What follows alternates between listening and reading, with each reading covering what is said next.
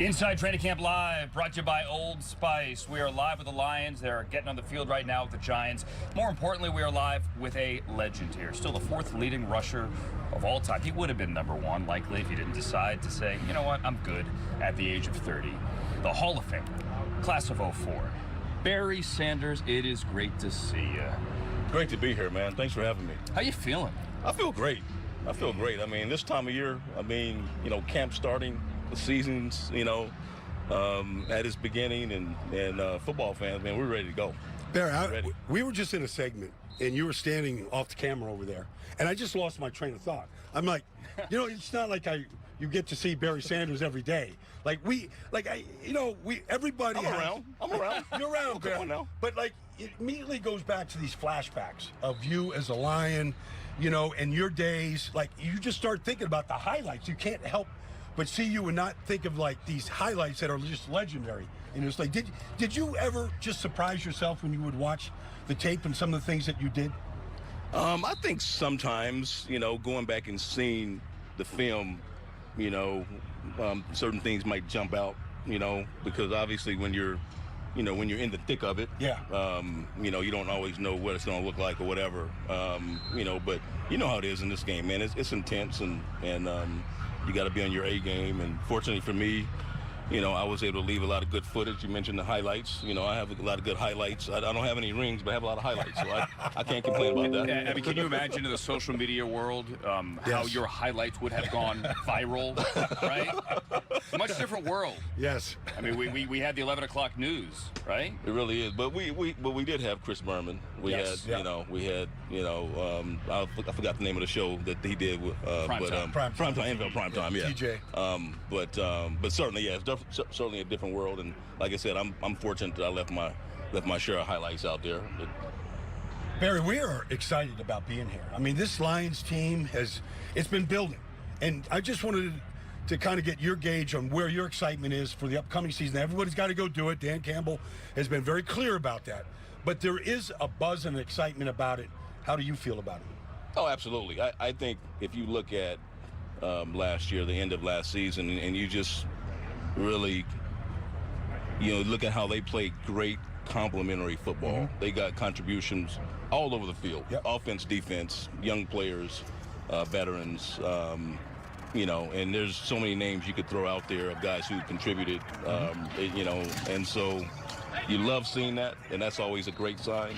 You're not necessarily dependent on one aspect of your team,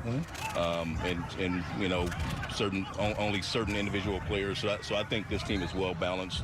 Obviously, they have to be feeling good about the way they finished last season. Although you're only going to get so much push from what you did last year. But if you're building on that, you've been working in the offseason. I feel like things are certainly set up for them in the division. And yes, me along with so many other Lions fans, we are excited about this season. We know that really the sky. Last time we won a playoff game, you're on the field. It was 91. Last time they were in the playoffs. That was the last time? Oh, last time. I'm sure you've never heard that before. Just telling everyone else. Just a reminder. And the last time, obviously, in the playoffs was in 16, the loss in the wild card round in Seattle. What would it mean, Barry, to not have to keep hearing that? What would it mean for this team to get in and actually do something? Oh, it would mean so much. I mean, I think, that has to be in the back of this team's mind, changing that narrative. We've all heard it. We've all had to live with it. You're sick. Well, it's there, man. That's how it is. That remains the reality at this point. But I know that if there's any team that could change that, then it's this group, and Coach Campbell, and just sort of how he's built the last few years, and the product they put on the field. So, yeah, I think if there's any team that's going to do it, I mean, this is the right time to do it right now. I think that this is a team that is built around the run game, and they've got a brand-new running back room led by David Montgomery, coming from Chicago, real good contact runner, Barry, and this young rookie, Jahmyr Gibbs, that they saw, this is what they want. Have you seen much so far, or what kind of anticipation do you have for this group? Oh yeah, I think like just like I mentioned with the complimentary football. I mean, they want to be balanced, and the guys they have in the room, that's what they're there for. They're there to make plays. They're there to make plays in the passing game and in the running game. Being in this division, we've seen what David Montgomery could do game in and game out. He's a 1,000-yard rusher every year, pretty much. And so we're looking, hopefully, for the same production.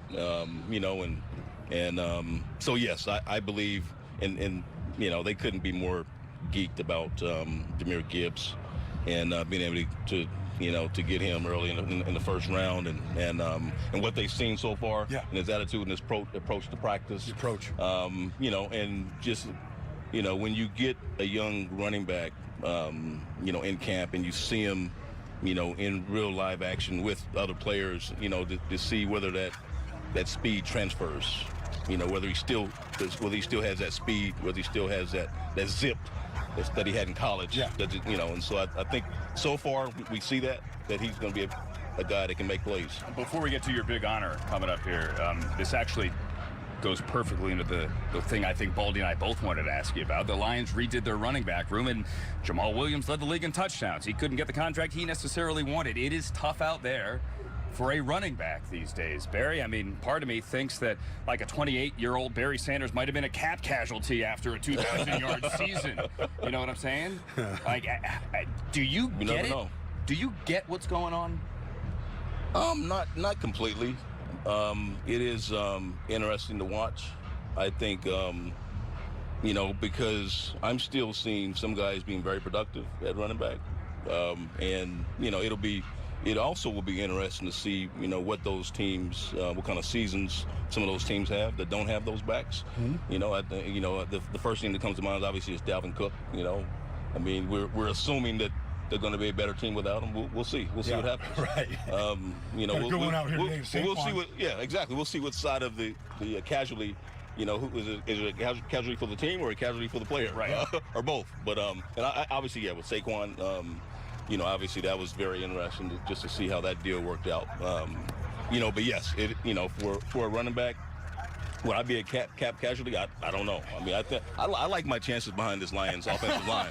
I like my chances. I think that you actually would disappear behind Penei Sewell for just a brief second. I would love to. Absolutely. Yeah. I mean, absolutely. I'd love to run behind him. You would hold in for a new contract hiding behind Penei Sewell. What's coming up week 2 is so cool outside Ford Field. You're the first Lion to get a statue. No one could ever catch you when you were playing. They finally caught you to sculpt you. Have you seen it yet? I've seen some early versions of it, and I've met the artist, and but yeah, I mean, it's a big weekend for me and my family, for Lions fans. I'm looking forward to it. There's a lot that's gone into it. So it's just amazing what's happened over the last, 20-some years since I've been retired. And this is almost like, I feel like almost like going into the Hall of Fame, having something like this, this kind of a celebration.